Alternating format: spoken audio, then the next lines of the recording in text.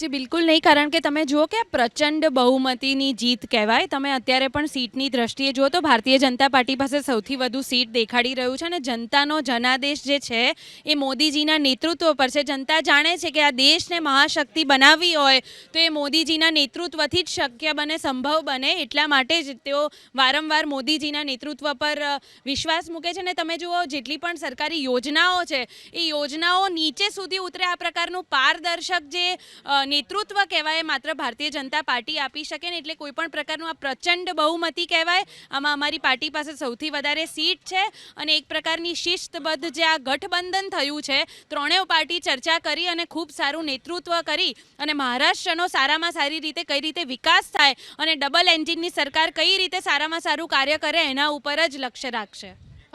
જીતુભાઈ, બેન કહી રહ્યા છે કે શિસ્તબદ્ધ ગઠબંધન છે, પણ અજીત પવારના શબ્દો બટેંગે તો કટેંગે ભૂલી ન શકાય કે એમને એ ગમ્યું નહોતું. એમણે ક્યાંય સભામાં એ સૂત્રનો ઉપયોગ નહોતો કર્યો. પછી તો ખુદ પ્રધાનમંત્રી આવવું પડ્યું ને એક રહેંગે તો સેફ રહેંગે આપવું પડ્યું સૂત્ર.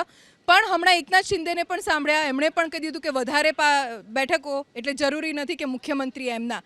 આ નિવેદનો ક્યાંક હજી આવનારા ભવિષ્યમાં આ ગઠબંધન ઉપર સવાલ ઊભા કરી શકે છે?